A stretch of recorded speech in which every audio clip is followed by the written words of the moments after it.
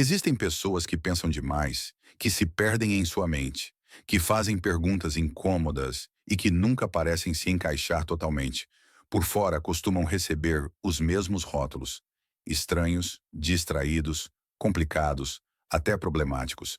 Mas e se tudo isso não fosse um defeito? E se essas condutas fossem, na verdade, sinais claros de uma mente muito acima da média? Por que algumas pessoas não conseguem desligar o pensamento nem mesmo quando tentam? Por que outras detestam conversas vazias e buscam algo mais profundo, ainda que isso as deixe sozinhas? E por que a sociedade tende a punir precisamente quem mais questiona e analisa? Existe um problema central que quase ninguém explica bem. A inteligência nem sempre se manifesta como sucesso, ordem ou tranquilidade. Muitas vezes aparece como ruído interno, como incômodo, como uma sensação constante de não se encaixar em um mundo que funciona em outra velocidade. A isso se soma um problema secundário igualmente importante. Quando uma mente potente não tem uma direção clara, pode se tornar um fardo. Pensar demais, sentir demais e analisar tudo sem um objetivo concreto acaba esgotando até as pessoas mais brilhantes. Este é o ponto onde nascem os mal-entendidos. As pessoas não veem genialidade, veem estranheza. Não veem profundidade, veem distância. Não veem curiosidade, veem desafio. E pouco a pouco, quem possui essas mentes começa a se perguntar se há algo de errado com elas, quando na verdade o que ocorre é apenas que funcionam de outra maneira. Neste conteúdo, vamos percorrer, passo a passo, os sinais mais claros deste tipo de inteligência. Não para idealizá-los, mas para entendê-los. Porque somente quando se compreende a origem desses comportamentos, pode-se aprender a usá-los a favor e não contra. E tudo começa com uma mente que nunca desliga. Um dos sinais mais claros de uma inteligência elevada é uma mente que raramente descansa. Não se trata simplesmente de pensar muito, mas de pensar de forma constante, profunda e quase involuntária. Essas pessoas não escolhem analisar tudo. Seu cérebro o faz por conta própria. Cada conversa deixa ecos, cada decisão gera cenários alternativos, cada detalhe abre novas perguntas. Enquanto outros podem se desconectar com facilidade, eles continuam remoendo o que passou, o que poderia ter passado e o que ainda não ocorreu. Este fluxo contínuo de pensamento nem sempre é agradável. De fato, muitas vezes resulta em algo exaustivo. A mente pula de uma ideia para outra, conecta conceitos distantes, antecipa consequências e detecta padrões que outros nem percebem. Por isso, essas pessoas costumam se sentir cansadas, mesmo sem terem feito nada fisicamente exigente. Não é preguiça nem ansiedade sem motivo. É uma atividade mental intensa que nunca para totalmente. Como consequência direta disso, aparece o segundo sinal: uma forte necessidade de solidão. Não porque odeiem as pessoas, mas porque o silêncio se torna o único espaço onde sua mente pode respirar. Estar cercado de estímulos constantes, conversas superficiais ou ruído desnecessário aumenta ainda mais a saturação mental. A solidão, por outro lado, funciona como um regulador. É o momento em que podem ordenar ideias, aprofundar seus pensamentos ou simplesmente não responder a nada. Por fora, essa necessidade costuma ser mal interpretada. São vistos como distantes, frios ou antissociais. Mas a realidade é diferente. Muitas dessas pessoas desfrutam da conexão humana, apenas em doses menores e com maior profundidade. Preferem uma conversa significativa a 10 trocas vazias. Preferem o silêncio compartilhado à conversa forçada. Quando não conseguem acessar esses momentos de isolamento, sua mente começa a se saturar. Aparece a irritabilidade, o cansaço emocional e, em alguns casos, a sensação de estar preso em um ambiente que não os entende. Por isso, aprender a respeitar essa necessidade não é um luxo, mas uma forma básica de autocuidado para as mentes mais complexas. Outro sinal poderoso, e muitas vezes doloroso, de uma inteligência elevada é a hipersensibilidade. Não se trata de fragilidade emocional, como muitos acreditam, mas de uma capacidade extraordinária de perceber nuances que passam despercebidas pela maioria. Essas pessoas captam mudanças sutis no tom de voz, silêncios incômodos, olhares que duram uma fração de segundo a mais que o normal. Percebem o que não é dito com palavras, e isso as obriga a processar uma enorme quantidade de informações emocionais e sociais ao mesmo tempo. Esta sensibilidade não se limita às pessoas, também se manifesta diante dos sons, da luz, da desordem, da injustiça ou do sofrimento alheio. Um comentário aparentemente inocente pode ecoar por dias em sua mente. Uma situação injusta pode afetá-las como se ocorresse com elas mesmas. Não porque exagerem, mas porque seu sistema de percepção está mais aberto, mais exposto, mais conectado. O problema aparece quando esta forma de perceber o mundo colide com um ambiente que não funciona na mesma profundidade. Desde jovens, muitas dessas pessoas sentem que não se encaixam totalmente. Em conversas em grupo, entediam-se rápido, não porque se achem superiores, mas porque a troca permanece na superfície. Em ambientes sociais, percebem tensões que outros ignoram, o que lhes gera desconforto e exaustão. Com o tempo, aprendem a se adaptar, a fingir interesse, a calar pensamentos complexos para não parecerem estranhos. Esta adaptação constante tem um preço. Começam a se sentir desconectados, como se estivessem interpretando um papel que não lhes pertence. Quanto mais tentam se encaixar, mais se afastam de si mesmos. E embora possam se cercar de gente, a sensação de solidão persiste, porque não se trata de quantidade, mas de profundidade emocional e intelectual. Paradoxalmente, esta dificuldade de se encaixar é uma das provas mais claras de sua forma de pensar. Nem todos foram feitos para compreender estruturas complexas, questionar normas implícitas ou refletir sobre o que outros aceitam sem pensar. Por isso, essas pessoas costumam encontrar alívio quando descobrem espaços onde sua sensibilidade não é um defeito, mas uma ferramenta. A arte, a escrita, a música, a reflexão profunda ou relacionamentos onde podem se mostrar sem filtros. A hipersensibilidade não é um fardo em si mesma. Torna-se um fardo quando o ambiente não a compreende. Quando é aceita e canalizada, transforma-se em intuição, empatia profunda e uma compreensão do mundo que vai muito além do evidente. Uma das características mais exaustivas de uma inteligência elevada é a tendência constante de analisar tudo demais. Não é uma escolha consciente, é uma mente que funciona sem pausa, que conecta ideias, antecipa consequências e explora cenários possíveis, mesmo quando ninguém pede.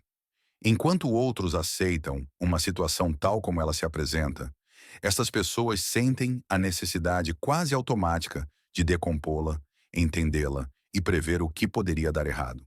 Este excesso de pensamento aparece em decisões pequenas e grandes. Uma conversa simples pode ser repassada mentalmente durante horas. Uma escolha cotidiana se torna um labirinto de possibilidades, riscos e resultados alternativos. Não porque falte segurança, mas porque a mente vê variáveis demais ao mesmo tempo. Cada opção abre novas perguntas, e cada pergunta exige uma resposta lógica. Nas relações pessoais, este traço pode se tornar especialmente complexo. Analisam palavras, gestos, silêncios e mudanças de comportamento. Perguntam-se o que a outra pessoa realmente quis dizer, se houve uma intenção oculta ou se algo mudou sem que ninguém expressasse. Esta hiperconsciência emocional pode gerar ansiedade, dúvidas desnecessárias e uma sensação constante de alerta. O problema não é pensar demais, mas viver em um ambiente que valoriza a rapidez acima da profundidade. Estas pessoas não tomam decisões impulsivas, e isso frequentemente é mal interpretado como indecisão. Mas, na realidade, estão construindo uma visão mais completa, avaliando consequências que outros nem sequer consideram. Quando finalmente agem, fazem-no com uma convicção profunda, embora o processo tenha sido longo e silencioso. Com o tempo, o excesso de pensamento pode se tornar um inimigo interno. A mente não descansa nem mesmo em momentos de calma. O descanso físico nem sempre traz descanso mental. Aparece o cansaço invisível, aquele esgotamento que não se cura dormindo, porque provém de uma atividade mental constante e exigente. No entanto, esta mesma capacidade é a que permite resolver problemas complexos, antecipar erros graves e compreender sistemas que outros não conseguem enxergar.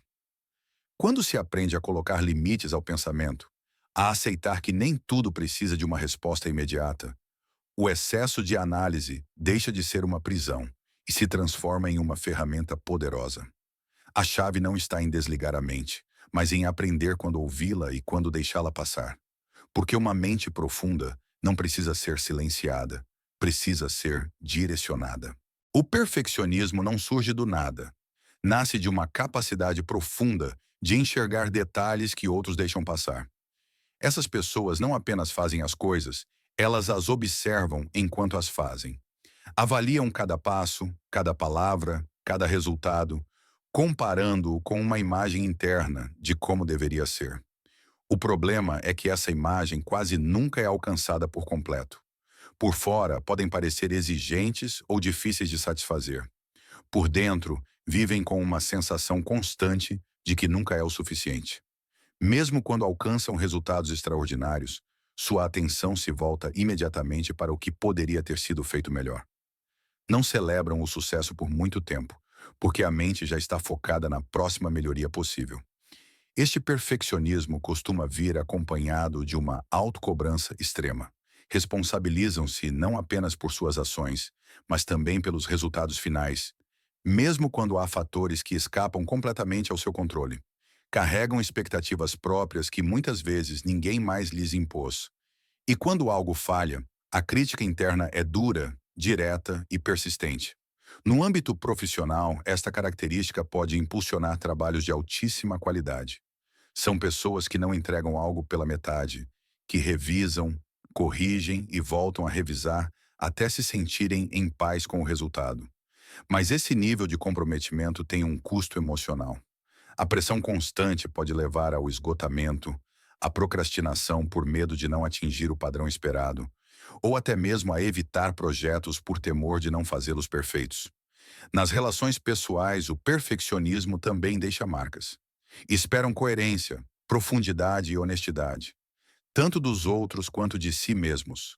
Quando percebem contradições ou atitudes superficiais, sentem-se frustrados ou desconectados. Não porque julguem, mas porque buscam uma autenticidade que nem sempre é fácil de encontrar. Com o tempo, muitos aprendem uma lição difícil, mas necessária. A excelência nem sempre está na perfeição, mas na constância e na intenção. Aprendem a aceitar que cometer erros não invalida seu valor nem sua inteligência. Que avançar, mesmo com imperfeições, é melhor do que ficar paralisado pelo medo de falhar. Quando o perfeccionismo deixa de ser um fardo e se torna um padrão flexível, essas pessoas descobrem algo poderoso. Podem continuar aspirando ao melhor sem se punirem por não alcançarem um ideal impossível. A solidão intelectual não significa estar fisicamente sozinho. De fato, muitas dessas pessoas estão cercadas de gente, participam de conversas, trabalham em equipe e mantêm relações sociais normais. No entanto, existe uma sensação persistente de não se encaixar totalmente, como se houvesse uma camada invisível que as separa dos outros. Esta solidão nasce de uma forma diferente de processar a realidade. Enquanto outros se conformam com respostas simples ou explicações superficiais, eles precisam se aprofundar. Querem entender o porquê das coisas, a origem das ideias, as consequências a longo prazo. E quando tentam compartilhar essas reflexões, muitas vezes se deparam com olhares vazios, mudanças de assunto ou silêncios incômodos. Não é arrogância nem sensação de superioridade. Pelo contrário, muitas vezes sentem frustração consigo mesmos por não conseguirem pensar menos. Desejariam desfrutar de conversas leves sem que sua mente começasse a analisar tudo. Mas não podem desligar esse impulso interno que os leva a questionar, conectar ideias e buscar significado. Com o tempo, aprendem a calar certas partes de si mesmos. Guardam pensamentos, dúvidas e reflexões profundas para momentos de solidão, porque entenderam que nem sempre serão compreendidos. Esta autocensura não nasce do medo, mas do cansaço de se explicarem repetidas vezes, sem serem realmente ouvidos. No trabalho, Esta solidão se manifesta quando veem problemas que outros não percebem ou antecipam consequências que ninguém mais considera. Às vezes são ignorados no início, até que o problema aparece e então suas advertências ganham sentido. Mas esse reconhecimento costuma chegar tarde, reforçando a sensação de estar sempre um passo à frente e, ao mesmo tempo, um passo à parte. No pessoal, buscam poucas conexões, mais profundas. Preferem uma conversa sincera a 10 superficiais. Quando encontram alguém com quem podem falar sem filtros, sem simplificar suas ideias, sem se sentirem estranhos, essa conexão torna-se extremamente valiosa. Não precisam de muitas pessoas, precisam das pessoas certas. Aceitar a solidão intelectual é um processo longo. Implica entender que pensar diferente não é um defeito, mas uma forma distinta de existir no mundo. Que nem todos poderão acompanhá-los nesse nível de profundidade. E que tudo bem. A chave está em não se confundir. Estar sozinho no pensamento não significa estar sozinho na vida. Se olharmos para todas as partes anteriores em conjunto, surge um padrão claro. Não são traços isolados nem comportamentos aleatórios. Tudo nasce de um mesmo núcleo. Uma mente que não pode deixar de observar, questionar e conectar o que outros deixam passar. E esse núcleo define a maneira como essas pessoas vivem, sentem e se relacionam com o mundo. Por fora, podem parecer frias, distantes ou até difíceis de entender, mas por dentro, seu mundo é intenso, cheio de perguntas constantes, análises profundas e uma busca quase obsessiva por coerência e verdade. Não aceitam ideias apenas porque sim. Precisam comprová-las, desmontá-las e montá-las novamente até que se encaixem em sua própria lógica interna. Esta forma de pensar tem um preço. Vem acompanhada de cansaço mental, de momentos de isolamento e da sensação recorrente de ir em uma direção diferente da maioria. Mas também traz uma enorme força, a capacidade de ver além do evidente, de antecipar cenários, de compreender motivações humanas complexas e de tomar decisões com uma profundidade incomum.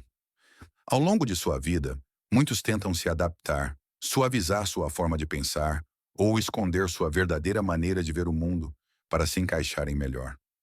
Alguns conseguem por um tempo, outros desistem e aceitam que não vieram para viver de forma superficial. E é nesse momento que tudo muda. Quando deixam de lutar contra sua natureza e começam a usá-la a seu favor, sua diferença se transforma em vantagem. Deixam de se ver como estranhos e começam a se entender como observadores. Nem melhores, nem piores. Simplesmente diferentes. E dessa aceitação nasce uma calma nova, mais madura, mais honesta. O verdadeiro problema nunca foi pensar demais. O problema foi acreditar que havia algo de errado nisso. Quando entendem que sua mente funciona assim por uma razão, deixam de pedir permissão para serem quem são. Já não buscam se encaixar em todo lugar. Buscam sentido, coerência e verdade, ainda que isso implique caminhar sozinhos durante alguns trechos. E talvez essa seja a chave final. Nem todos foram feitos para seguir o mesmo caminho. Alguns nasceram para questioná-lo,